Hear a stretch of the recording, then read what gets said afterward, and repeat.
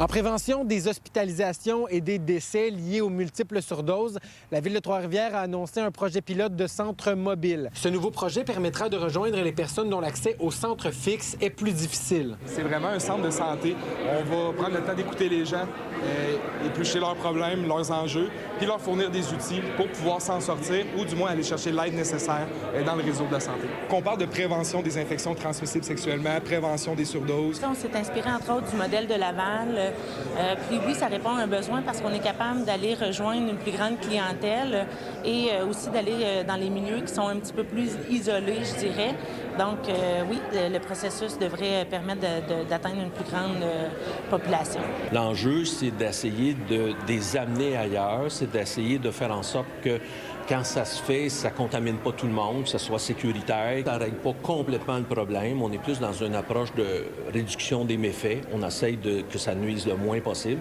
Donc, c'est pas miraculeux, mais ça vient contribuer justement à la cohésion, puis au vivre ensemble. Le véhicule qui servira de centre n'a pas encore été sélectionné, mais la Ville a quand même une bonne idée de ce qu'il désire pour favoriser le vivre ensemble. Tout ça reste à raffiner. Là, on parlait justement de faire un véhicule, c'est l'autobus ou un véhicule qui va permettre là, de faire que ça ne se fasse pas là, à la vue au-dessus de tous dans la rue, mais dans un endroit préservé. Là. On est capable de dénombrer qu'on a une augmentation de 30 des décès qui sont attribuables à des surdoses au niveau de l'intoxication de 2020 à 2024. Et étant terrain, je vous confirme, il y a aussi une augmentation des surdoses non mortelles, donc les crises psychosociales, des crises de santé mentale associées à la consommation. Le mobile sera opéré par l'organisme communautaire Tandem Mauricie, qui œuvre dans le milieu de la lutte contre les maladies transmises sexuellement et la consommation sécuritaire. L'équipe est constituée de moi qui a déjà été formée puis qui a une expertise en consommation sécuritaire. On a sélectionné 2 membres de notre équipe de base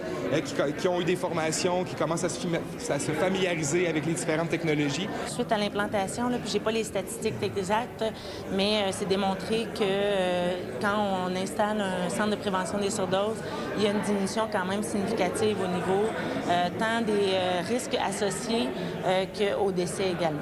Ce nouveau projet vient donc s'inscrire dans le plan d'action en cohabitation sociale mis en place par la Ville de Trois-Rivières en mai 2024, dont 42 des 46 projets ont déjà été réalisés ou partiellement réalisés en 2025. À Trois-Rivières, Maxime Dany pour Nouveau Info. Les 2 usines de Siemens Énergie à Trois-Rivières sont en lock-out. À leur arrivée mercredi matin, les 105 travailleurs se sont fait interdire l'entrée par des agents de sécurité. La direction justifie sa décision par l'impasse dans les négociations après 14 mois de pourparlers. De plus, Siemens Énergie affirme que certaines actions ont compromis l'ordre et la sécurité du personnel. Le lock-out est toutefois une surprise pour le syndicat qui ne s'était doté d'aucun moyen de pression jusqu'à présent. On est très surpris du lock-out. Je comprends qu'on avait une assemblée en fin de semaine, samedi matin, pour aller chercher un mandat pouvant faire des moyens de pression, pouvant aller jusqu'à la grève. Donc, on faisait pas de moyens de pression, on faisait pas de grève avant d'aller à la prochaine journée de négociation. Dans la LHJMQ, les Cataractes n'ont pas su profiter de l'avantage de la glace mardi soir. Shawinigan a subi une 3e défaite consécutive face aux Huskies de Rouyn-Noranda. Cette défaite de 3-2 place donc les Cats au bord du gouffre. La troupe de Daniel Renaud va faire face à l'élimination ce mercredi au centre Gervais-Auto. La ville espère un revirement, non seulement pour le spectacle, mais aussi pour les retombées économiques. Alors que les Cataractes de Shawinigan étaient de retour à la maison mardi soir dans le cadre de leur match contre les Huskies, la région vibrait au rythme des séries. Parce que oui, si avancer dans les séries est une bonne nouvelle pour les joueurs et pour les partisans, elle l'est également pour les commerces locaux. Hôtels, restaurants et même les Cats eux-mêmes. Plus de matchs est souvent synonyme de plus de retombées économiques. Bien, durant la saison, ça fonctionne déjà très bien, les avant-matchs. Les gens viennent souper, après ils vont voir le match. Quand c'est en série, bien, c'est la frénésie. Les employés portent les gilets des Cats, tout le monde embarque là-dedans. Nous, on fait des tirages, on fait des promotions pour attirer les gens avec les ailes et la bière, c'est toujours bon ensemble. Pour ce qui est de l'achalandage, on parle d'une augmentation de 50 à 60 clients par soir lors des séries éliminatoires.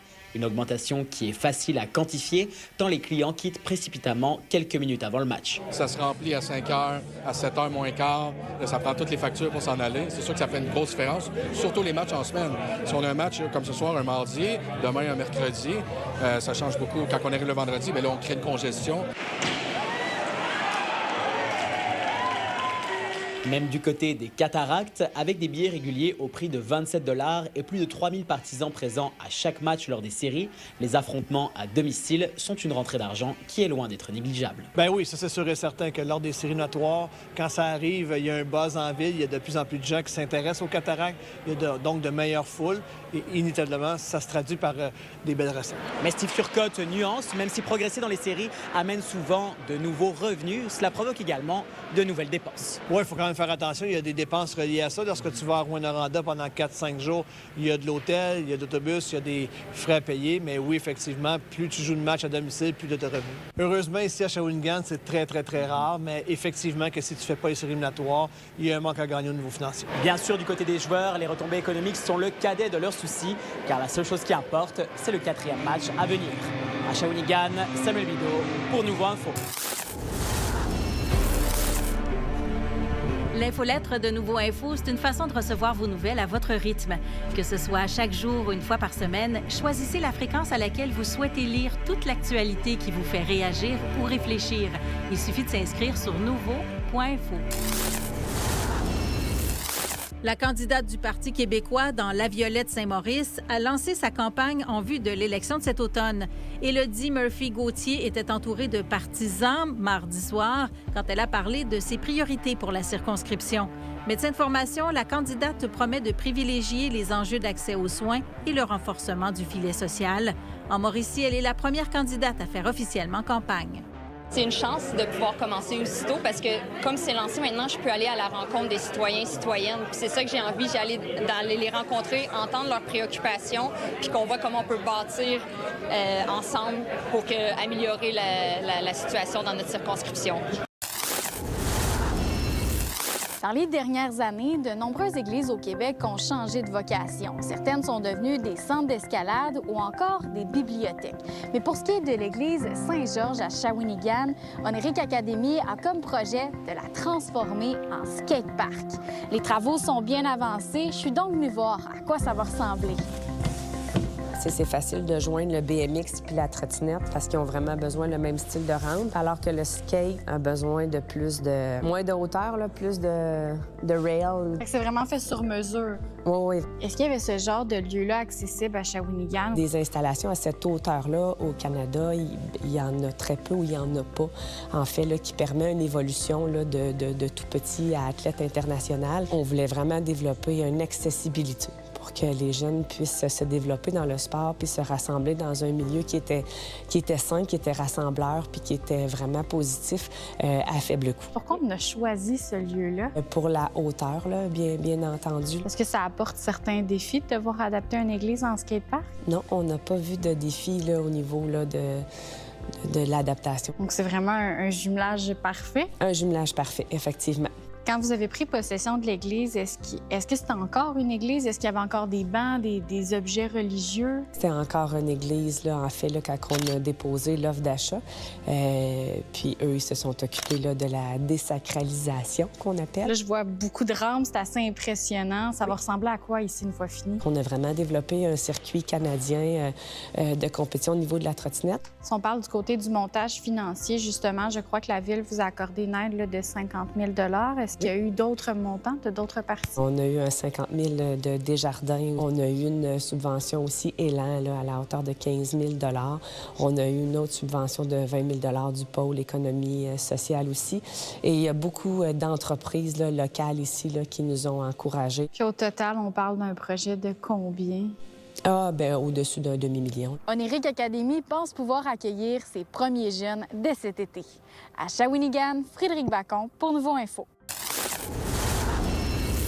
La zone de spectacle extérieur Le Champ sera de retour cet été au Festival Western de Saint-Tite, mais dans une formule revisitée.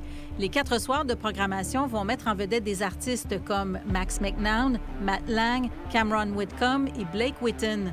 Le site sera réaménagé pour offrir aux festivaliers une expérience améliorée. Et autre nouveauté, des billets journaliers sont maintenant disponibles.